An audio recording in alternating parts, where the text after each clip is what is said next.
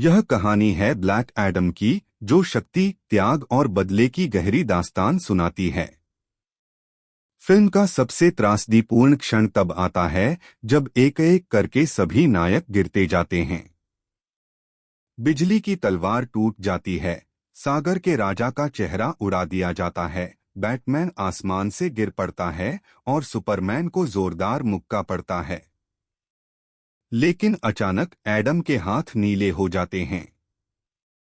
असल में उसे एक रहस्यमयी वस्तु ने घायल किया था। हीरो ऊपर देखता है और पाता है कि यह वही सब्बाक का ताज है जिसे दुश्मनों ने छिपा रखा था। ताज मिलने के बाद सब लोग साउथ सी को बचाने निकल पड़ते हैं। जहाज पर बैठकर हीरो पूरी योजना बनाता है, मगर योजनाएं कभी हालात पर भारी नहीं पड़ती। अंत में एडम अकेला ही दुश्मनों के बीच जा पहुंचता है और सीधे गैंग के सरगना को मार गिराता है। लेकिन जब सामने शाश्वत धातु की ऊर्जा ढाल खड़ी हो जाती है तो एडम बेबस हो जाता है। दुश्मन इस्माइल साउथ सी के सिर पर बंदूक तान देता है और ताज की मांग करता है। अंततः छोटे में को मजबूरी में ताज देना पड़ता है। तब इस्माइल सच उजागर करता है कि वह 2600 साल पुराने कंडाक के तानाशाह अकदुन का वंशज है और यह ताज उसी का हक है। लेकिन ताज पाकर भी वह साउथ सी को नहीं छोड़ता, बल्कि एडम का मजाक उड़ाता है कि जैसे उसने अपने बेटे के लिए रोया, अब इस बच्चे के लिए भी रोना पड़ेगा। भावनाओं के वश में आकर एडम का जादुई क्रोध फट पड़ता है। हालात इतने बिगड़ते हैं कि सभी को खतरा हो जाता है। एडम अपराध बोध में डूब जाता है और चुपचाप महल चला जाता है।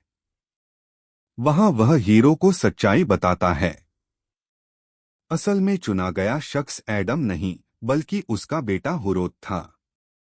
हुरोत ने अपने परिवार को बचाने के लिए अपनी शक्ति अपने पिता को दी। लेकिन जैसे ही ताकत एडम में आई, दुश्मनों ने उसके बेटे की हत्या कर दी। गम और गुस्से से अंधा होकर एडम ने सबको मार डाला और यही से उसका काला रूप सामने आया। वह कभी भी असली उद्धारक नहीं था, बस एक पिता था जिसने अपना बच्चा खो दिया। आखिरकार एडम स्वयं अपनी शक्ति लौटाने का फैसला करता है। वह शापित मंत्र पढ़ता है जिसने उसे इतने सालों तक बांधे रखा था। फिर उसे पानी की जेल में कैद कर लिया जाता है ताकि वह दोबारा मंत्र न बोल सके। लेकिन सच्चा खतरा तब आता है जब इस्माइल की लाश से लाल रोशनी निकलती है। असल में यह सब उसकी चाल थी। ताज पर लिखा था, मृत्यु ही नया जीवन है। इस्माइल जानबूझकर एडम से मरना चाहता था ताकि उसका खून उसे नरक की ताकतों से जोड़ दे। वह सब्बाक का नाम पुकारता है और तुरंत ही शैतानी ताकत उसे घेर लेती है। ताज अब दैत्य के सिर पर जा सजता है और सब्बाक नरक से उठ खड़ा होता है। जस्टिस सोसाइटी अपने जहाज से कंडाक के आसमान में पहुंचती है और पूरी ताकत से सब्बाक पर हमला करती है। लेकिन सब्बाक बेहद शक्तिशाली है। वह जहाज को तोड़कर शहर में फेंक देता है। सभी नायक मजबूर होकर अकेले युद्ध करते हैं। डॉक्टर फेट समझ जाते हैं कि अकेले सब्बाक को रोकना होगा। वे अपने बलिदान से एडम को जगाने की कोशिश करते हैं। आखिरकार एडम लौटता है और डॉक्टर फेट की कुर्बानी उसे और गुस्से से भर देती है। वह सब्बाक से आमने सामने भिड़ता है। एक भीषण लड़ाई के बाद एडम सब्बाक को चीरकर हमेशा के लिए खत्म कर देता है।